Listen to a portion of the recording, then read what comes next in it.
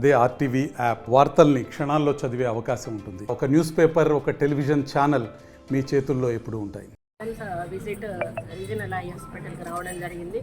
మరి గతంలో దీనికి చాలా మంచి పేరు ఉండే, ఎక్కడెక్కడ నుంచో పేషెంట్స్ వచ్చి ఇక్కడ హాస్పిటల్లో అడ్మిట్ అయ్యి ఆపరేషన్స్ చేసుకొని వెళ్ళేవాళ్ళు. ఒకసారి వచ్చి చూద్దామని వస్తే చాలా అంటే పరిస్థితి అయితే చాలా దారుణంగా ఉంది.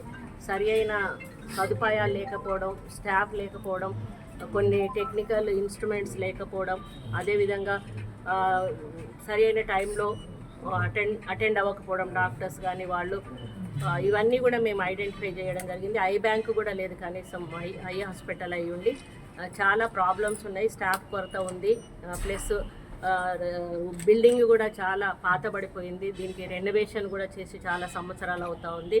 మరి చుట్టుపక్కల కూడా మొత్తం జంగల్ అంతా మొలిచి పాములు కూడా వస్తున్నాయని చెప్పడం జరుగుతూ ఉంది. అదే కలెక్టర్ గారిని మేము ఆదేశించడం కూడా జరిగింది.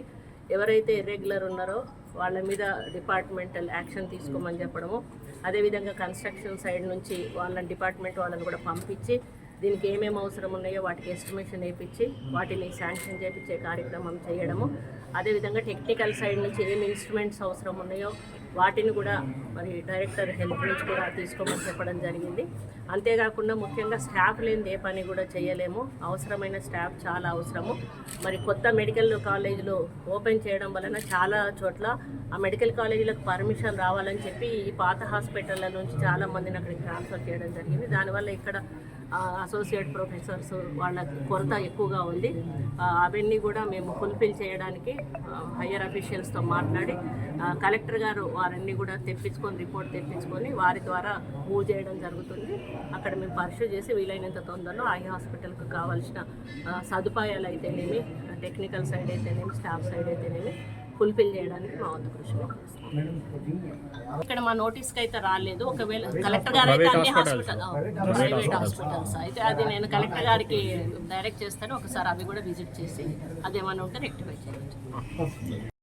చేశారు. దీంట్లో బేసికల్గా మనం ఐడెంటిఫై చేసిన ప్రాబ్లమ్స్ బయట మనం చూసిన వాటర్ ఇనండేషన్ కానీ, హాస్పిటల్ వార్డ్స్లో డాక్టర్స్ యాబ్సెన్స్ కానీ, లో ఉండే యాబ్సెన్స్ ఆఫ్ స్టాఫ్ అండ్ అక్కడ ఇష్యూస్ కానీ వీటిని అబ్జర్వ్ చేసాము. దీని మీద ఎక్కడెక్కడ ల్యాబ్సెస్ ఉన్నాయో వాళ్ళ మీద ఇమీడియట్ డిసిప్లినరీ యాక్షన్స్ అయితే తీసుకుంటాము. అండ్ దెన్ ఇక్కడ కొన్ని ఫెసిలిటీస్, సివిల్ వర్క్ ఇష్యూస్ చెప్తున్నారు సూపరింటెండెంట్ గారు, అండ్ ప్రొఫెసర్స్ కొరత ఉందని స్టూడెంట్స్ కూడా ఎక్స్ప్రెస్ చేస్తున్నారు. సో అది డిఎంఈ దృష్టికి కూడా మేము తీసుకెళ్తాం.